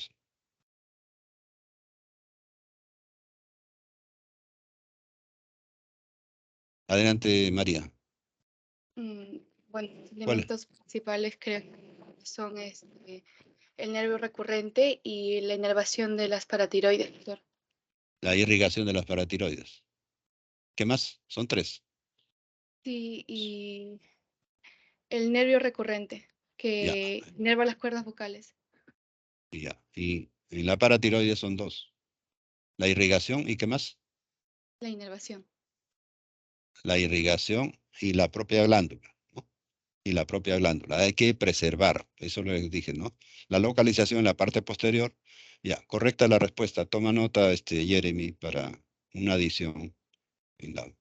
Ok, entonces es importante, gracias por su participación, María.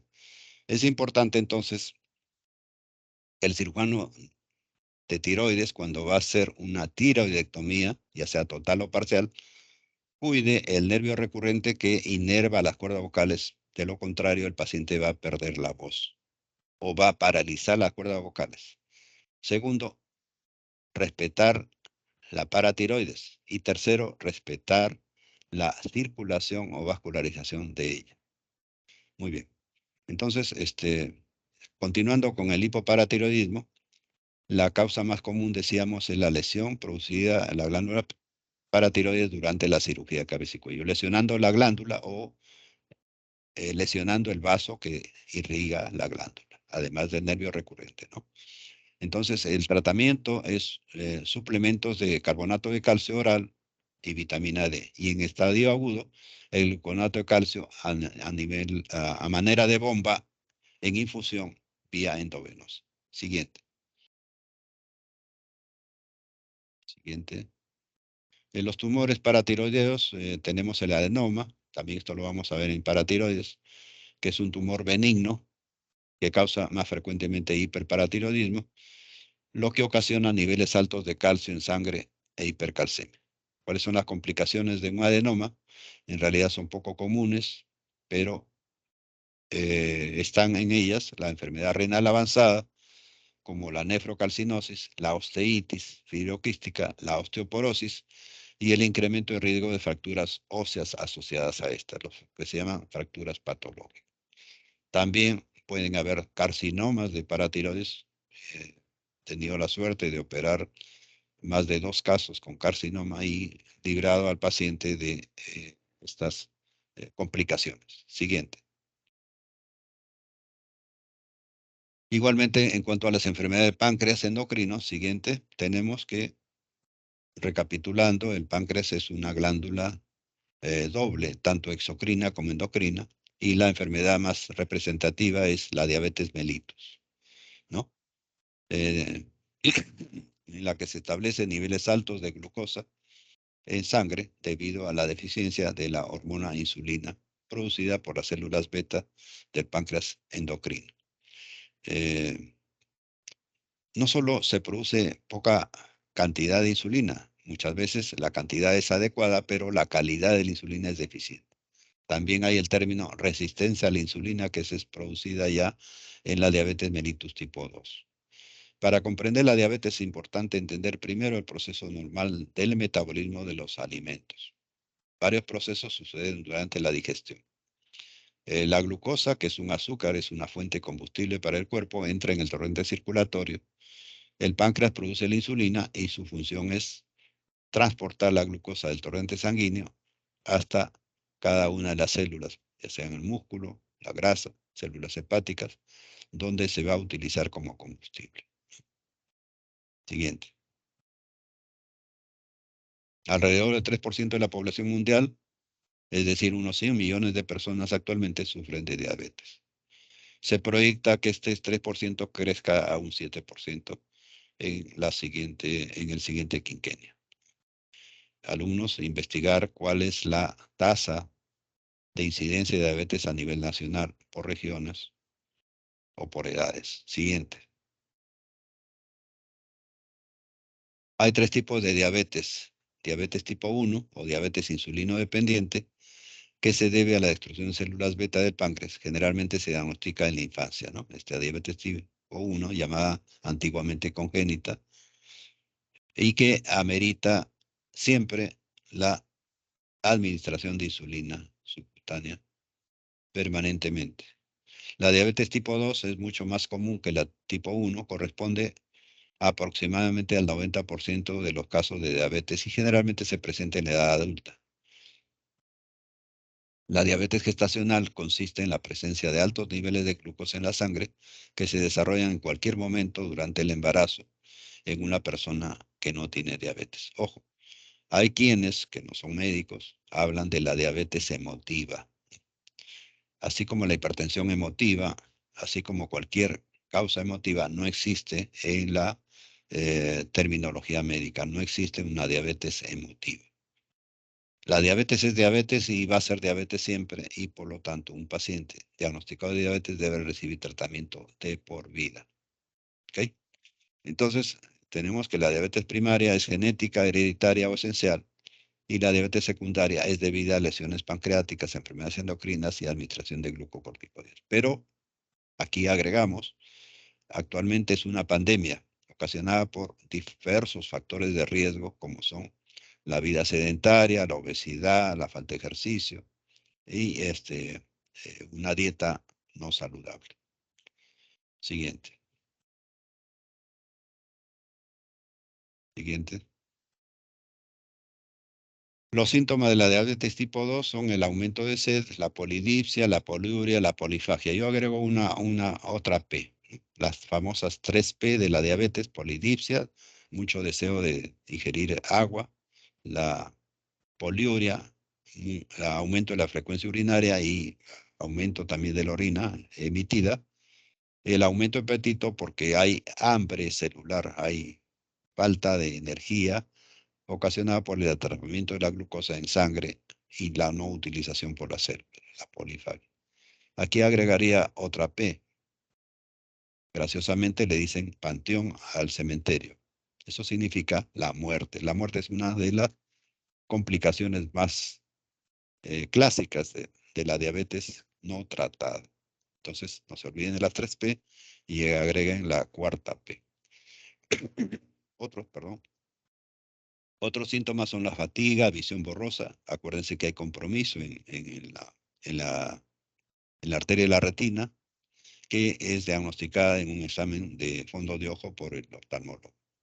Infecciones que sanan lentamente o muchas veces pacientes debutan con procesos infecciosos severos en la unidad de cuidados intensivos y a la hora que les tomamos los niveles de glucosa tenemos por encima de 300. Debutan con hiperglicemia, debutan con diabetes. Y si les pregunto a los familiares y al mismo paciente después, dicen que nunca han sufrido de diabetes. Esa palabra, ese término, vayan borrándolo del mapa. Siempre que un paciente diga, no he sufrido de tal cosa, pongamos, no soy hipertenso, ¿alguna vez se ha tomado la presión arterial? No, entonces no sabe. ¿Alguna vez se ha tomado un control de glucosa? No, entonces no sabe si ha sido diabético ya desde hace tiempo. Los otros síntomas, la impotencia en varones es también un signo indirecto de hiperglicemia o de diabetes. Siguiente. El diagnóstico, aparte del diagnóstico clínico, signos y síntomas, las famosas 3P o 4P, análisis de orina para ver si hay trazos de glucosa en orina, análisis de sangre en ayunas, también la prueba de tolerancia al glucosa oral o la prueba de hemoglobina glicosilada, ¿no? El tratamiento Sabemos que la diabetes no es curable, pero sí es controlable. El paciente diabético que cumple con las indicaciones en cuanto a sus controles, su dieta, prácticamente fallece de cualquier otra causa menos de las complicaciones de esa enfermedad.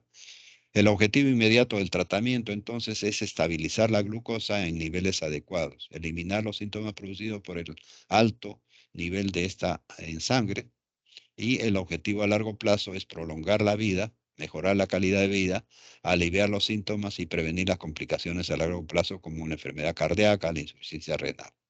Hemos dicho que a nivel cardíaco hay miocardiopatías diabéticas y a nivel renal la enfermedad más severa, crónica, es la enfermedad de Kimmester y Wilson. Siguiente. También complicaciones que nos motivan la presencia del paciente a una emergencia y a una unidad de trauma shock o cuidados intensivos es el coma diabético o la cetoacidosis. Las células son incapaces de capturar o usar la glucosa. Hay un efecto hiperosmolar causada, que es la causa de mortalidad más severa y que afecta a los riñones. Y por último, el coma diabético. El coma diabético es una instancia muy severa del paciente que tiene una alta mortalidad. Manifestaciones oculares tenemos retinopatía, glaucoma, edema, catarata, ceguera. Manifestaciones renales, la nefropatía que hemos hablado, la nefrosis, la glomerulosclerosis o enfermedad de Kimmester-Wilson. Y manifestaciones neurológicas, la neuropatía, la miotrofia. La neuropatía consiste en la pérdida de la sensibilidad de terminaciones nerviosas distales en manos, en pies, ¿no? El paciente no siente la temperatura, por ejemplo, del agua caliente y muchas veces se quema al coger un objeto caliente, muy caliente, ¿no? Eh, a nivel vascular, los capilares terminales de los dedos o de las partes distales de nuestro cuerpo, del cuerpo del diabético, pierden la sensibilidad y por lo tanto no perciben. Igualmente, en el aspecto vascular, al no haber irrigación, los tejidos distales se necrosan, se produce una inflamación, se produce una costra, se produce una herida, se produce la gangrena diabética que va terminando con las partes distales del paciente y ahí vienen las amputaciones tanto distales como terminales. Algunos pacientes llegan incluso a la amputación total de todo un miembro o de ambos miembros. Tenemos casos de pacientes que hemos visto que lamentablemente dan pena desde su apariencia hasta su cuidado. Entonces, importante que el diabético conozca su enfermedad y que acepte el tratamiento y el control. De lo contrario, es un caso prácticamente perdido. Otros trastornos pueden ser la hiperlipidemia, la hipertensión arterial, la aterosclerosis, la enfermedad coronaria, cambios óseos y el shock. Siguiente. Lo contrario, la hipoglicemia se presenta cuando el azúcar o la glucosa del cuerpo descienden a niveles anormalmente bajos, pudiendo llegar a un shock. Hay el famoso coma o shock hipoglicémico. Este coma hipoglicémico frecuentemente lo vemos en pacientes diabéticos que reciben su medicación antidiabética en pastillas. Siempre lo toman en ayunas, pero inmediatamente deben tomar desayuno para tener glucosa para metabolizar ese fármaco antidiabético. Como generalmente son pacientes de la tercera edad, algunos viven solos, se olvidan de tomar su desayuno y rápidamente el hipoglicemiante actúa sobre qué? Actúa sobre el escaso nivel de glucosa en sangre, que no ha habido ingesta de alimentos, entonces la familia lo encuentra prácticamente dormido, muchas veces dormido para siempre, o muchas veces diaforético, la piel seca, la lengua deshidratada y da tiempo de llevarlo a a un centro de atención de emergencia y con la referencia el médico sabe que posiblemente sí es diabético, ha tomado su pastilla de antidiabética, pero no ha ingerido alimentos. Entonces, con la prueba, con una inyección de dextrosa al 33% administrada endovenosamente, el médico tratante actúa como un mago, como dicen, está muerto y lo despierto. Despierta inmediatamente y el paciente pregunta, ¿qué hago acá? ¿Quién soy yo? ¿Quién es usted? ¿No? En algunos casos es así, felizmente, y en otros casos, lamentablemente, no hay nada que hacer. Llegan tardíamente a la emergencia y el paciente muere por un shock hipoglicémico. Se produce entonces cuando la glucosa del cuerpo se gasta a demasiada rapidez y cuando ésta no es liberada en el torrente circulatorio. O hay mayor lentitud que lo requerido por el cuerpo y se libera demasiada insulina en el torrente sanguíneo. Esa es otra de las causas. La insulina, sabemos, es una hormona producida por el páncreas en respuesta a mayores niveles de glucosa en sangre y cuya función es reducir altos niveles de glucosa. Entonces, recordar que la hipoglucemia es relativamente común en personas diabéticas por la condición que les he manifestado. Siguiente. Enfermedades suprarrenales. Las enfermedades suprarrenales, tenemos la enfermedad de Addison, que es una enfermedad hormonal debido a que la capa externa de la glándula suprarrenal o corteza producen tres tipos de hormonas. Lo hemos dicho, las hormonas sexuales, las hormonas glucocorticoides y los mineralocorticoides. En cuanto a las hormonas sexuales, son los andrógenos en varones, los estrógenos en mujeres, afectan el desarrollo sexual y la reproducción. Los glucocorticoides, como el cortisol, mantienen la regulación de la glucosa, o sea, el azúcar en sangre, suprimen la respuesta inmune y ayudan al cuerpo a responder al estrés. Los mineralocorticoides, como la aldosterona, regulan el equilibrio hidrosalino, sodio, el potasio, como lo han visto ustedes en renal. Siguiente.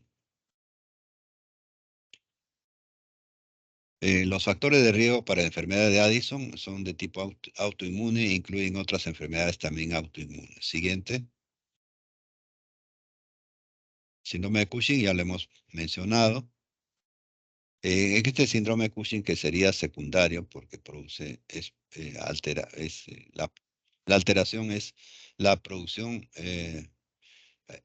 inadecuada de la hormona cortisol en la glándula suprarrenal. El anterior Cushing primario era por falla de la adenohipófisis. Las causas de este síndrome de Cushing son el tumor de la glándula pituitaria por tumor en la glándula suprarrenal o por el uso prolongado de cortisol. Entonces, hay una causa primaria, hay una causa secundaria y una causa farmacológica o iatrogénica. El uso prolongado de corticoides va a determinar el síndrome de Cushing. Para diagnóstico debemos hacer analítica, los niveles de cortisol alto, también la presencia de cortisol en orina y sangre, y exámenes que pueden ser la resonancia magnética craneal, la tomografía computarizada craneal, que pueden mostrar un tumor pituitario o, en todo caso, un tumor a nivel de la corteza suprarrenal. Siguiente. Las complicaciones, también por alteración de la corteza suprarrenal y la elevación de los glucocorticoides, puede producirse diabetes mellitus. Se puede producir hipertensión arterial, se pueden producir infecciones graves, se pueden producir también fracturas debido a la osteoporosis y con ello también la presencia de cálculos renales. El tratamiento va encaminado y depende del trastorno. Cuando el síndrome de Cushing es ocasionado por la terapia que contenga corticoides, se debe suprimir la medicación lentamente bajo supervisión médica. Es importante esta recomendación. La supresión de corticoides no es súbita, es progresiva. De lo contrario, vamos a tener un efecto de rebote. Si la enfermedad es ocasionada por un tumor, se recomienda la cirugía, hay que extirpar el tumor. Algunas veces también se requiere radioterapia cuando la cirugía y algunas veces de por vida se requiere una terapia de reemplazo de hidrocortisona. Siguiente. Los tumores adrenales, las glándulas adrenales son raros, sin embargo, se pueden presentar y pueden causar innumerables problemas debido a la secreción excesiva de ciertas hormonas producidas en las glándulas adrenales. Un tipo de tumor de las glándulas adrenales se llama feocromocitoma. El feocromocitoma es un tumor de la glándula adrenal que secreta unas hormonas que, entre otras funciones, son las responsables de regular la frecuencia cardíaca y la presión arterial. Estos feocromocitomas ocurren más frecuentemente en adultos jóvenes y a mediana edad de la vida, entre los 30 y 60 años. Siguiente. Siguiente. Doctor, eso es todo. Ya no hay más diapositivas. Entonces, con esto hemos terminado esta parte correspondiente. Queda pendiente entonces conmigo la última clase, que sería